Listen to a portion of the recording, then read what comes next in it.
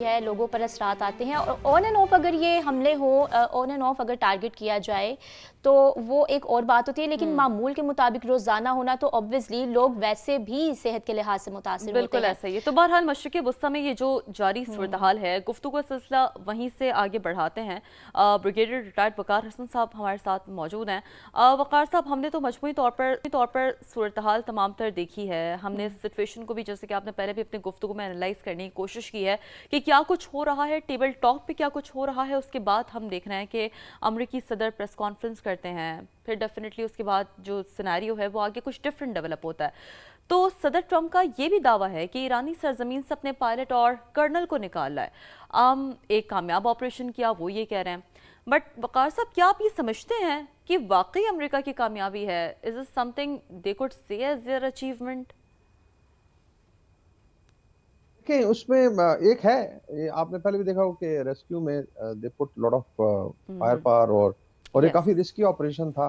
We are not very sure कि भी ये पायलट जो है जिंदा है, इंजर्ड है, और जब तक उसको सामने नहीं लाया जाता it could be other way.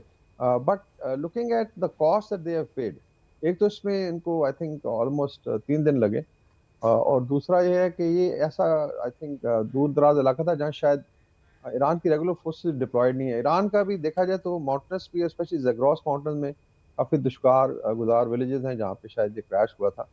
तो उस लिहाज से मतलब कहना कि जी एक बहुत बड़ा इन्होंने तीर मार लिया है, बीइंग अ सुपर पावर। और सुना है इसके अंदर अभी जो फिगर्स आए हैं कि 150 जहाज इस्तेमाल किया, मुख्तलिफ तरह का ड्रोन यूज किए हैं, एंड एट व्हाट कॉस्ट। मेरे ख्याल में मिक्स्ड रिजल्ट है। बाकी ठीक है, अपनी मेगा क्राउड को तसल्ली देने के लिए कह सकते हैं जी कि हमने बहुत बड़ा ऑपरेशन किया। Otherwise it's a very small tactical I would say success अगर है। और इतनी बड़ी लड़ाई में आप जो है सिर्फ इस चीज को लेके, आपने देखा पीट हेग्सेथ हैं, चेयरमैन जॉइंट चीफ्स हैं। अदरवाइज एक रूटीन मैटर है, ठीक है जी, आपने एक रेस्क्यू कर लिया हम्म। पायलट को, लेकिन मेरे ख्याल ईरान को भी सीखना चाहिए कि पाकिस्तान ने अभिनंदन को कैसे ट्रेस किया था, छतरी नीचे उतरने से पहले ही जो है ना उसको धर लिया गया ये था। बात सीखनी थोड़ा चाहिए, सर्विलेंस बिल्कुल। वगैरह बढ़ाएं आई थिंक वो।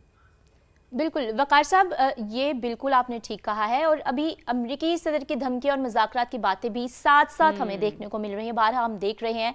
तो क्या आप समझते हैं कि इससे सफारती अमल मुतासिर नहीं होगा? और दूसरी जानिब पाकिस्तान और दोस्त ममालिक की सालसी की कोशिशों पर इसका क्या असर पड़ता देख रहे हैं आप? देखें, वॉर टाइम में जो है ना, स्पेशली जब बैड ब्लड हो दोनों तरफ, देखें गुस्सा भी है, आई वुड से नफरत है।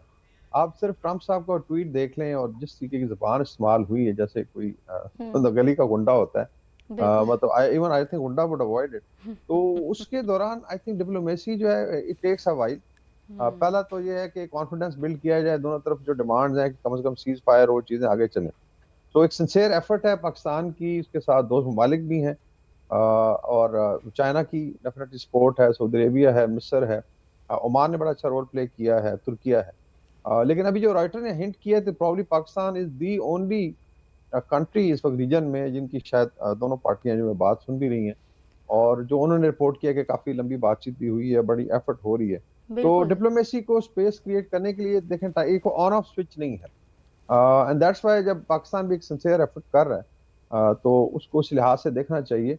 बाकी जो है डिमांड जो थी अमेरिका की वो उधर कम्युनिकेट हुई, क्योंकि I think Irani foreign office ने ऑलरेडी कहा, या उनके फॉरेन मिनिस्टर ने, कि ये नेगोशिएशन नहीं, और नेगोशिएशन तो आमने सामने बैठ के, इट्स बेसिकली मैसेजिंग है थ्रू इंटरलॉक्यूटर्स, और पाकिस्तान इसमें मेन रोल प्ले कर रहा है और ईरान को कॉन्फिडेंस है। तो आई थिंक अगर एफर्ट हो रही है इसको बिल्कुल ऐसा अप्रिशिएट ही है, करना चाहिए। बाकी मुझे लगता है यही है कि जब भी होगा दुरुस्त बात ब्रेक है। थ्रू उसका सेंटर इस्लामाबाद ही बिल्कुल बनेगा। ऐसा ही है।